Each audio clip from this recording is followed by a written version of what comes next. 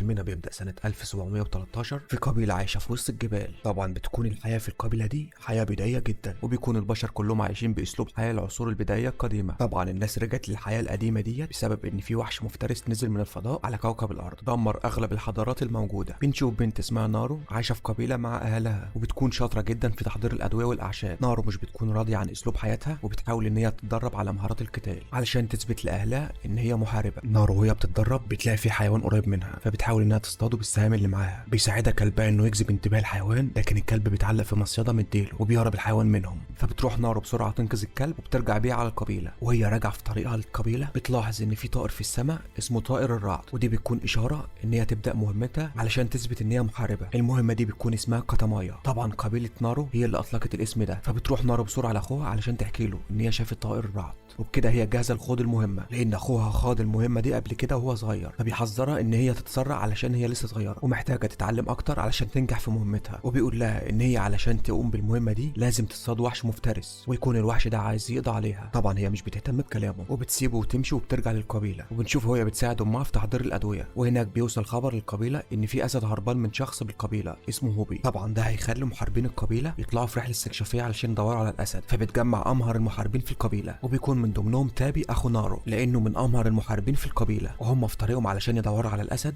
بيسمعوا صوت خطوات قريب منهم. بيجهز محارب منهم القوس بتاعه علشان يضرب على مصدر الصوت. فجاه بتظهر نارو وبتقول لهم ان هي عايزه تساعدهم في مهمتهم. طبعا بيتريقوا عليها لانها ضعيفه جدا وما خرجتش في رحله صيد قبل كده، بس بيقرروا انهم ياخدوها معاهم علشان هي بتقدر تتتبع الاثار، وده هيساعدهم يلاقوا هوبي والاسد بشكل اسرع. فبيكملوا طريقهم وبتفضل نارو تتتبع اثار الاقدام لحد ما بتوصل لهوبي، بس بيلاقوه مريض جدا، وده بسبب الجروح الكتيره اللي في جسمه. نارو بتعالجه بالاعشاب الموجوده في الغابه، بينقلوا هوبي للقبيله. تابي بيقرر ينفصل عنهم علشان يدور على الاسد ويصطاده، وبيقول لنارو ان هي ترجع معاهم للقبيله علشان تساعد هوبي وتعالجه. نارو بتوافق وبتمشي مع باقي المحاربين، وهم في طريقهم بتلاحظ نارو ان في تعبان على الارض مسلوخ جلده ومتاكل، وفي اثار اقدام لكائن ضخم. نارو بتستغرب من الاثار دي لان هي اول مره تشوف اثار اقدام بالحجم ده، فبتطلب من المحاربين ان هي ترجع لاخوها ويتحذروا، لان اكيد الكائن ده خطير جدا وممكن يأذيه. فبيروح معاه محارب علشان يدافع عنها لو هاجمهم اي حيوان مفترس. بيوصلوا لمكان تابي. نارو بتحكي له عن اثار الاقدام والتعبان المسلوخ. تابي بيقول لها ممكن يكون دب، بس نارو بيبقى عندها شكوك ان ده وحش فضائي وخطير جدا. نارو بتطلب من اخوها ان هي تكون معاه في رحله صيده للاسد، وبتقول له ان دي فرصتها علشان تخوض مهمه القطمايا وتصطاد الاسد بنفسها. نارو بتفكر في خطه تستدرج بيها الاسد علشان تعرف تصطاده، وبتكون خطتها ان هي هتسيب طعم للاسد على الشجره علشان يجي الاسد للطعم. طبعا هي عايزه تطلعه لمكان عالي علشان يبقى قوته ضعيفه وتقدر ساعتها تصطاده بسهوله. تابي بيوافق على خطتها وفعلا بينفذوها، وبيفضلوا مستنيين لحد ما الاسد بيجي. الاسد بيجي علشان ياكل الطعم. بتطلع نارو على الشجره علشان تواجه الاسد، فبيفضل يقرب منها، وبسبب ان هي ما خرجتش رحله الصيد قبل كده مش بتعرف تتصرف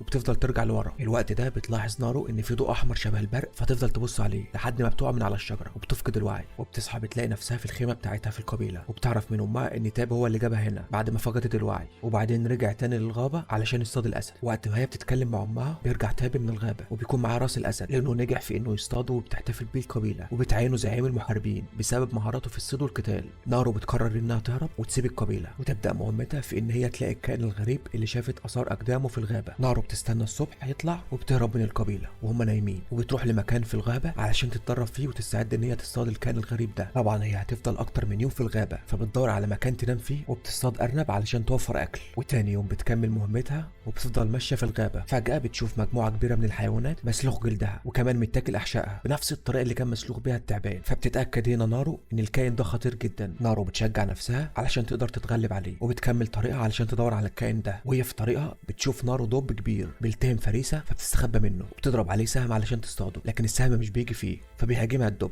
الكلب بيحاول ان هو يجذب انتباه الدب علشان يبعده عن نارو، بس مش بينجح في ده. فنارو بتجري وبيجري وراها الدب لحد ما بتوصل مكان مقفول وبتستخبى فيه. وفي الوقت ده بيظهر الكائن الغريب وبيهاجم الدب. نارو بتلاحظ ان الكائن ده مختفي، فمش بتكون قادره تحدد ملامحه، بس بيكون قوي لدرجه ان هو بيهزم الدب بسهوله وبياكل احشائه. الدم بينزل على جسم الكائن الغريب فبيظهر جزء من ملامحه بيكون شكله مخيف. نارو بتهرب بسرعه قبل ما يهجم عليها ويقتلها. وهي بتحاول تهرب بتلاقي مجموعه من المحاربين من القبيله بتاعتها جايين علشان يرجعوا للقبيله باوامر من اخوها تابي. نارو بترفض تروح معاهم لان هي عايزه تكمل المهمه بتاعتها، فبيهاجمها قائد المحاربين علشان يجبرها ترجع معاهم، وبيقدر ان هو يخليها تمشي معاهم. وفي نص الطريق بيقرر قائد المحاربين ان هم يرتاحوا شويه، وفي الوقت ده بيسمع صوت خطوات لحيوان قريب منهم، فبيجهزوا نفسهم علشان يصطادوه. فبيلاقوه انه مجرد ذئب وبيصطادوه بسهوله. وبيروح قائد المحاربين علشان يجيب راسه راسه، وبمجرد ما بيمسك راسه بيظهر عليه ليزر وبيضرب عليه الاسهم وبيموت قائد المحاربين. فجأة بيظهر الكائن الغريب وبيهاجم كل المحاربين. نارو بتستغل المعركة اللي بين المحاربين والكائن ده وبتهرب. فجأة بتلاحظ ان الكائن ده بينزل بسبب سهم انضرب عليه من واحد من المحاربين، فبتهرب نارو وبتطلع تجري في الغابة، بس واحد من المحاربين بيوقفها وبيكون مستخبي علشان يصطاد الكائن ده. بس نارو بتلاحظ ان الكائن هو اللي بيطاردهم، وبتجري هي وباكا، بس الكائن بيقدر يلحق باكا وبيقتله، وبتكمل نارو هروبها. نارو بتحاول تهرب بس رجليها بتتعلق في مصيدة حديد وما بتعرفش تهرب منها، فبيجي الكائن من وراها وبتحصل هنا حاجة غريبة، وهي ان الكائن مش بيأذي نارو وبيسيبها. وفي الوقت ده بيظهر مجموعة من المحاربين وبيضربوا نارو على دماغها، فبتفقد نارو الوعي، ولما بتصحى بتلاقي نفسها محبوسة في قفص خشبي وبيتكلم معاها القائد،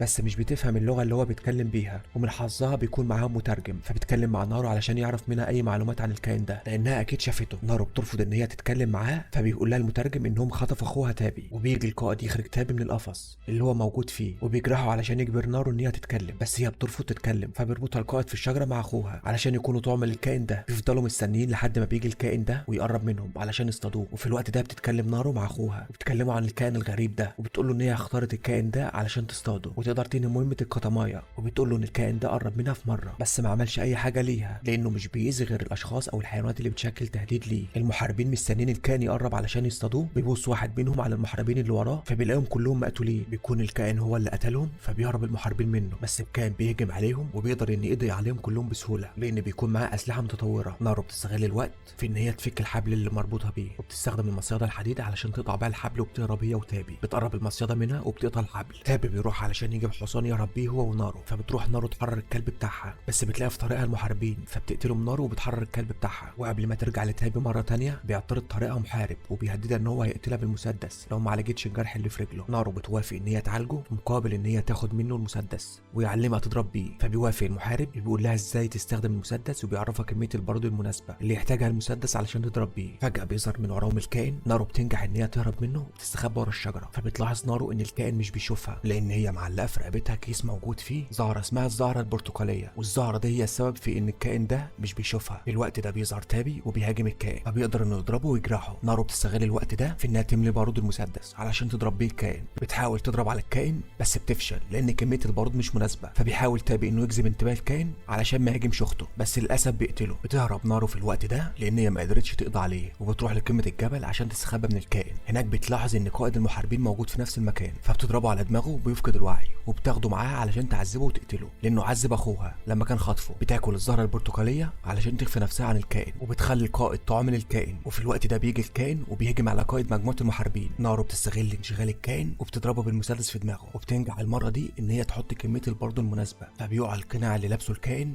بس مش بيموت. نارو بتاخد القناع وبتهرب وتفكر في خطة علشان تقضي بيها على الكائن، فبتعمل مصيدة من الانياب علشان تجرحه لما يعدي منها، وبتحط القناع بتاعه بين صخرتين علشان تستخدمه في قتل الكائن. نارو بتفضل منتظر الكائن عشان يقرب من القناع، فبيجي الكائن علشان ياخد القناع بتاعه بس مش بيعدي بين الانياب اللي هي كانت عاملاها. نارو بتهجم عليه علشان تقتله وبتنجح انها تقطع ايده. في الوقت ده بيطلع الكلب صوت علشان يجذب انتباه الكائن، فبتستغل نارو الوقت ده في ان هي تهجم على الكائن وتقطع له رجله، وبتهرب منه علشان يجي وراها، وبتبدا تستدرجه لمكان فيه مستنقع علشان يقع فيها الكائن. نارو بتضربه بالفاس بتاعها في صدره، بتحاول تجذبه للمكان فبيقع فيها، فبيبدا ينسحب لتحت. تفتكر نارو ان هي كده خلاص قضت عليه. فجاه بيخرج مره تانية، وبمجرد ما بيطلع منها بيستخدم سلاحه وبيجي عليه اشعه ليزر، بيكون مصدر الاشعه القناع بتاعه اللي سرقته نارو علشان تستخدمه في القضاء عليه. نارو في الوقت ده بتقول الجمله اللي بتثبت بيها ان مهمه القطميه بتاعتها نجحت. الكائن بيضرب الطلقات بس مش بتيجي فيها لان اشعه القناع متوجهه عليه هو، فالطلقات بتيجي فيه وبتقضي عليه، وبكده تكون نارو قدرت تقضي على الكائن ونجحت في ان هي تنهي مهمتها، مهمه القطميه الخاصه بيها. وبتاخد راس الكائن وبترجع بيها لقبيلتها علشان تثبت لهم ان هي محاربه، فبتحتفل بيها القبيله وبيعينوها زعيمه المحاربين. وهنا بيخلص فيلمنا. شكرا للمشاهدة. لو انت مش مشترك في القناة اشترك دلوقتي وفعل زر الجرس، وانتظرنا في فيلم جديد. سلام.